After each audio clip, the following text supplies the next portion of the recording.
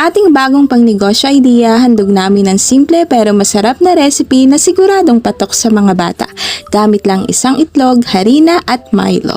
Magluluto tayo ng kakaibang snack na perfect para sa school season. Paano gawin? Ganito lang yan.